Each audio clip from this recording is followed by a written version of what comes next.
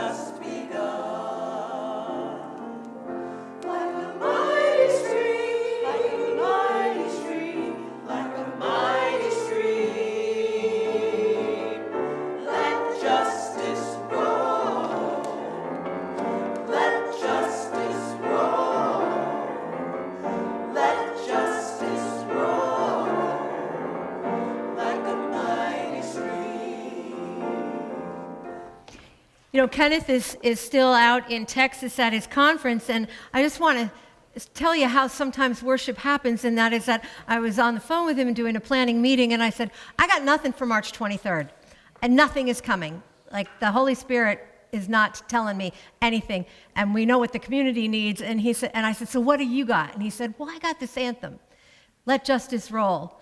You know, down like a mighty stream. I said, all right, you know what? I just got a spark. So that's sometimes how that happens. And so Kenneth is here without being here. And Destiny, of course, just led that beautifully, and you all took it up. And here we go. Love that. So where does righteousness flow from? What is its source?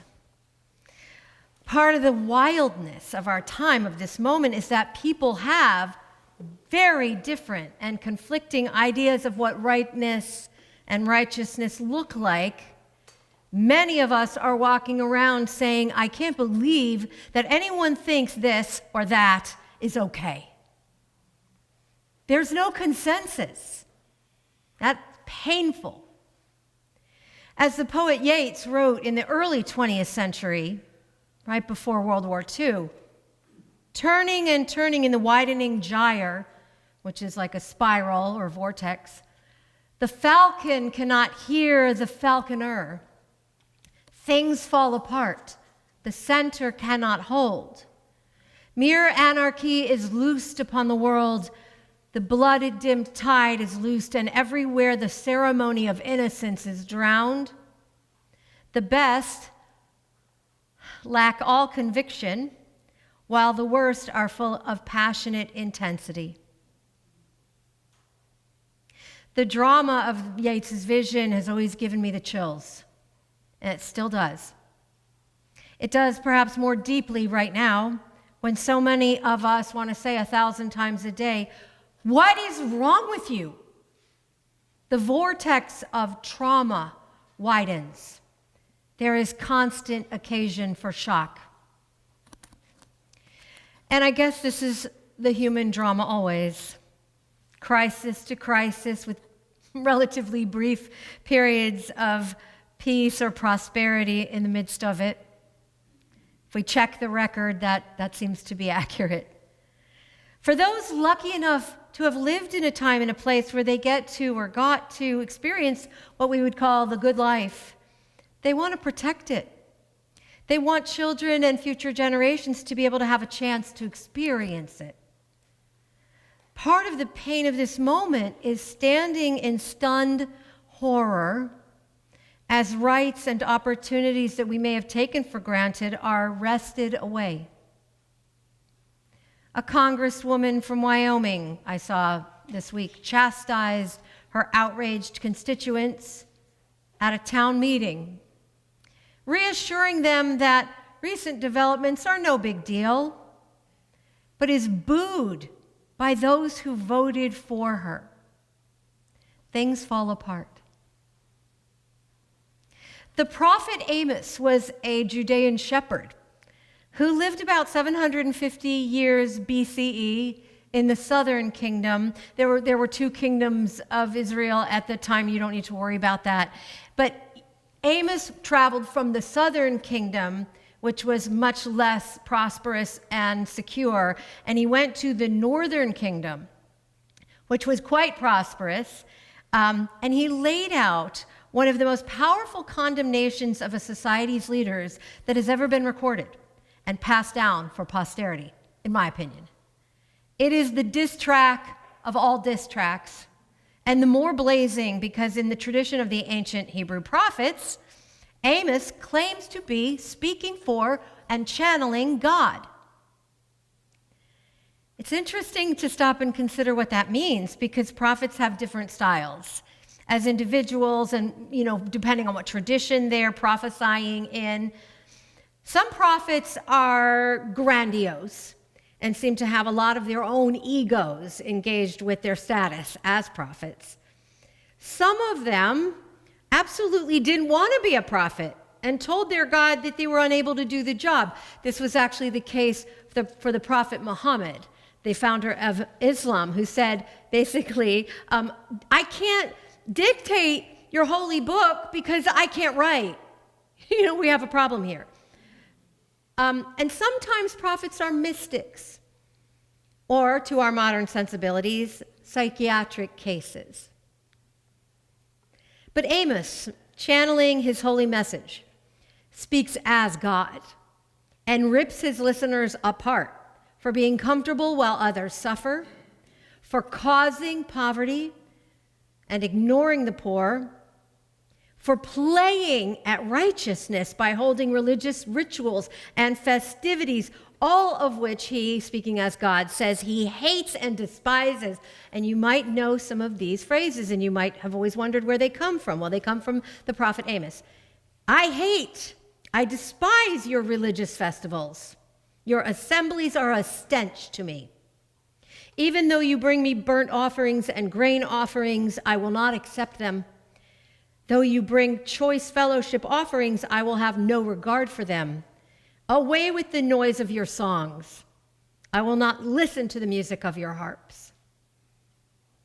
And at the end of this tirade, he says, again in the voice of God, but let justice roll down like waters and righteousness like an ever-flowing stream.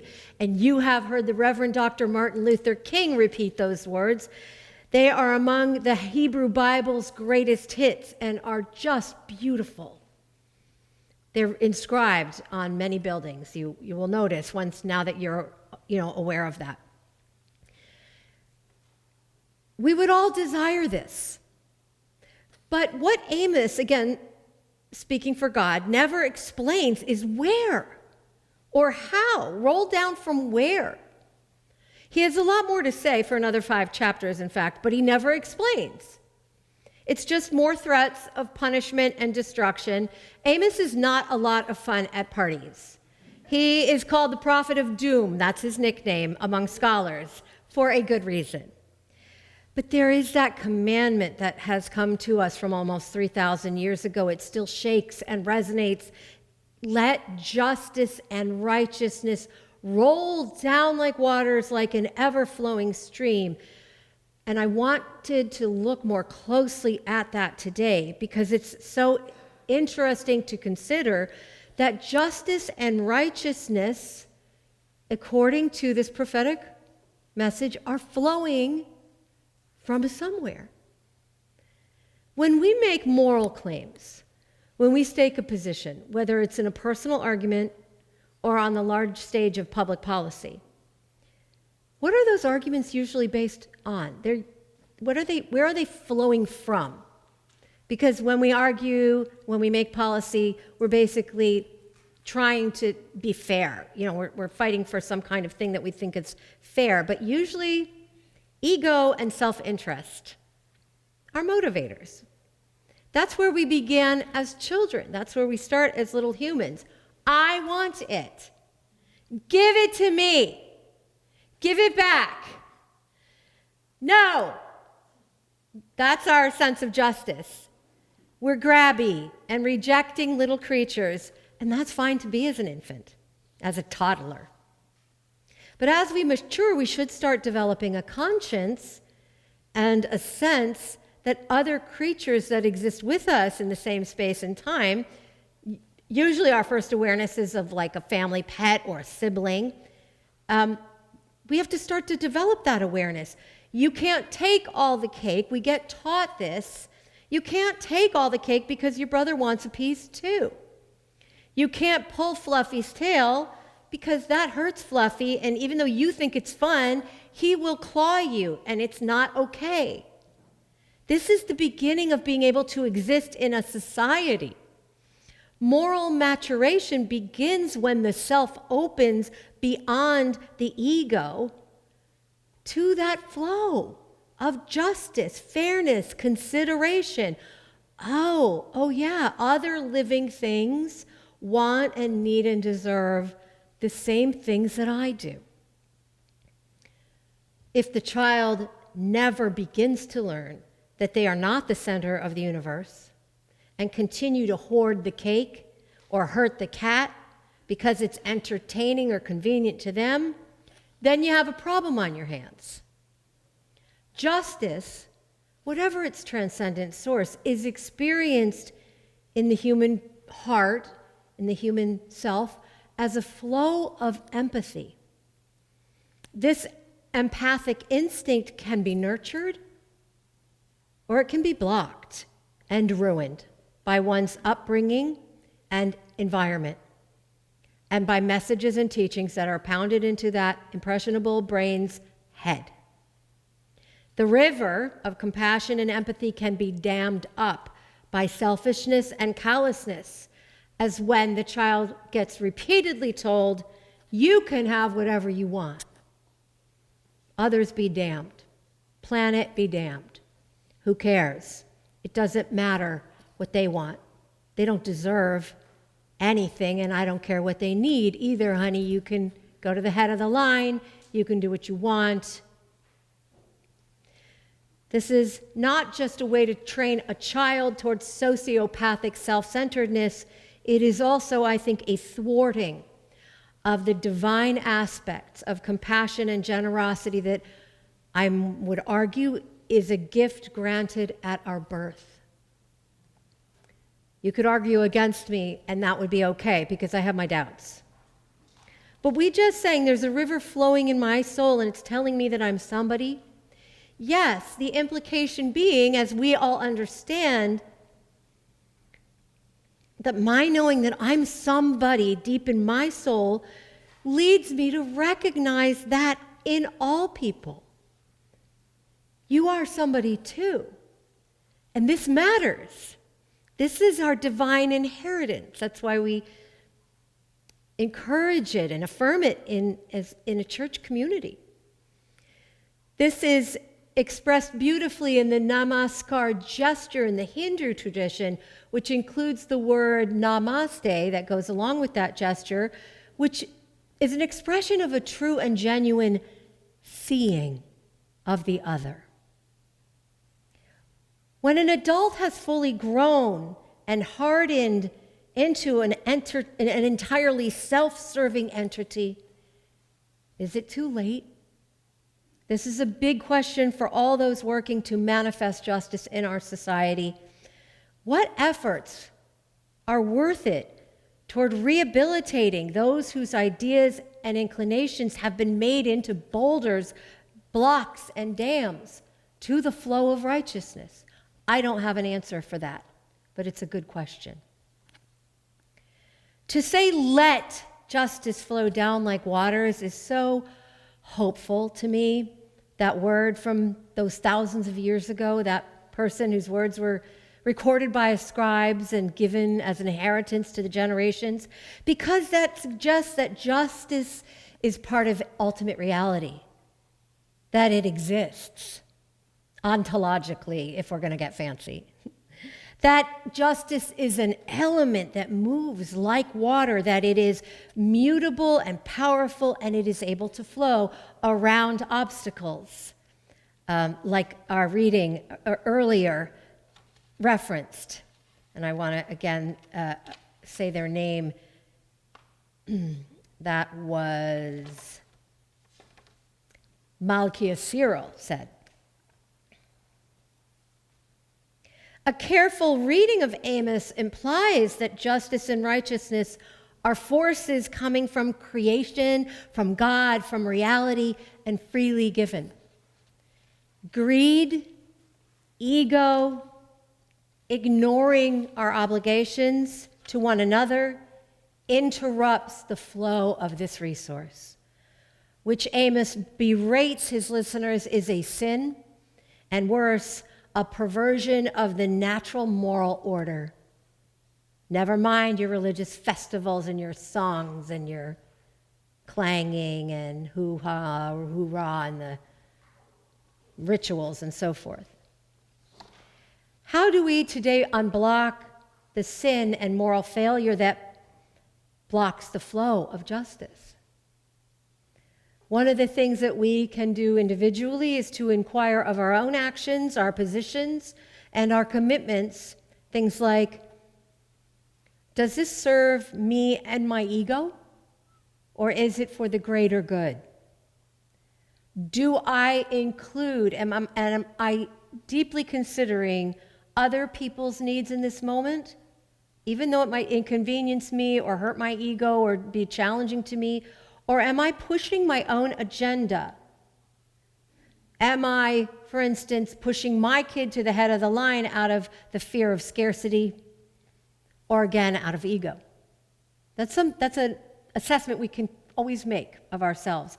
We can also ask, does this help or harm? If it helps me and harms others, I am a block to justice. I am in the wrong. And you know what? It's not as complicated as it seems sometimes. There are many times when we can get up and say, this does not help, this harms. Name it. See it, name it, say it. This is harmful. Whoever's hearing it might not hear that, but naming it is very powerful. It can help justice flow, because someone else might be listening. I said earlier that the center does not hold, that we have no consensus. This does not need to be regarded as a tragedy if we remember the essential Buddhist wisdom that reminds us that change is constant and that we should not expect to stand on non-shifting ground in our lifetimes. And there has never been consensus among all peoples. So, my friends, we remain as centered as possible in what still holds, holding to the prophetic vision of care and concern for all, and the anger when that is not happening. We hold to decency and keep our souls open and alive to the holy justice and righteousness that flows and fills and uplifts wherever it can. May we be channels for this stream.